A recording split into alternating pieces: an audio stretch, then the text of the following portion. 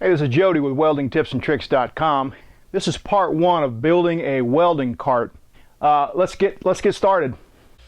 This is some 1.5-inch square tubing with a good rust coat on it, but it was free, and that was the determining factor on the size of the metal to use. So all I've got to do is set it up in some sawhorses here and get out this 3M bristle disc and knock all that rust off, and so that's worth it. That's worth using it if it's free, right? This is a new thing that I learned about. A friend of mine told me about it recently and showed me some pictures of some frames that he built where he had to kind of polish everything. And I thought it would be good for knocking the rust off, and actually it's real good. Kind of pricey at a little over $20. I think it was $24 or $25.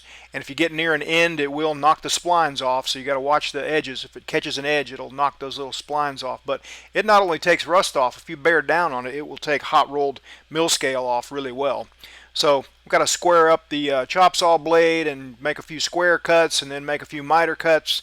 And then I'm putting this thing together on this fixture point table. This is a Strong Hand Tools fixture point table, and it's kind of an entry-level table for clamps and modular fixturing and stuff. So you can move 90-degree angles all over the thing and clamp anything down anywhere you want. And it's pretty handy, especially if you have to do a lot of something like this. Like doing one, it's still a time saver, but if you have to do 50 frames like this, it would be a huge time saver. So it's not nearly as heavy duty as the Build Pro or as accurate, but it's pretty darn accurate as far as the holes. They're indexed at 90 degrees, and it just makes things really easy. I'm using this wide base square here, and I really like it. It's especially handy for transferring marks down one side, and it stands by itself like that, which makes it really handy for just setting up and checking something really quickly. So I'm ready to tack now. I'm using 045 wire, and I'm going to make really small tacks. For one thing, if I need to break them loose or cut them loose, they'll be easy to grind out.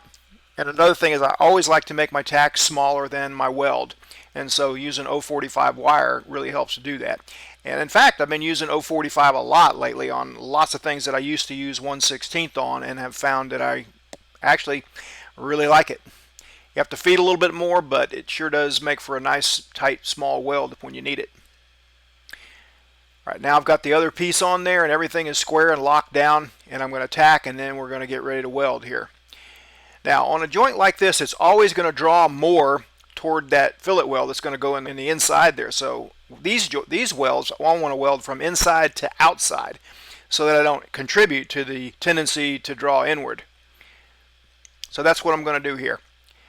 Got the machine set on roughly 100 amps. This is 11 gauge wall or 1/8-inch wall, 1.5-inch square tubing, so it doesn't even take 100 amps. And I really don't want any weld reinforcement on here to speak of. I want to sink it in and just have just the least little bit so that if I do have to grind some off, it won't take long at all. That's my goal anyway.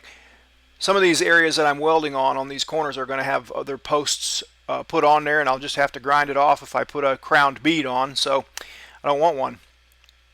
There's a little gap here, about a 1/16 inch gap, so I'm using a bigger rod, and I'm just walking over it here, just using just enough heat to watch the puddle kind of cool behind me as I go side to side. Probably somewhere around 90 or 100 amps.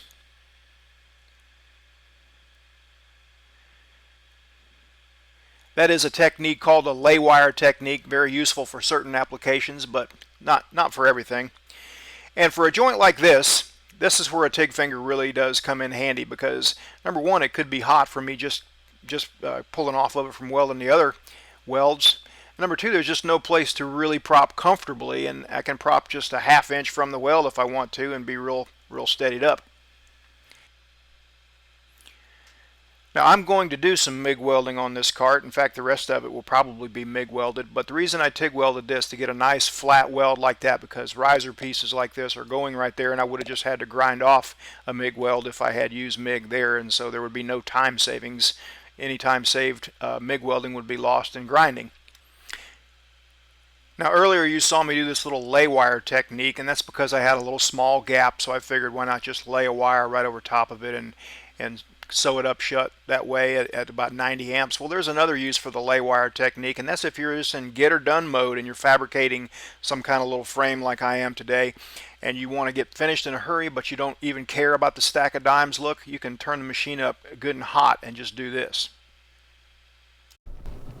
Now we're done framing out the bottom platform of the welding cart. There's two more pieces like this that I'll frame up, and they're a little bit shorter, and then it's going to all tie together with some riser pieces. Also, I ordered some aluminum tread plate. Going to deck these things out and make some spools for the torch and the ground clamp to wrap around, make it look nice. And the plan is for one of these shelves to hold a nice big tote tray. Hey.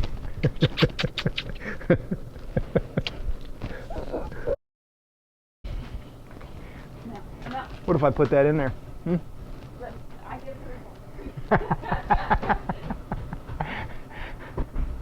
That right there was my smoking hot wife.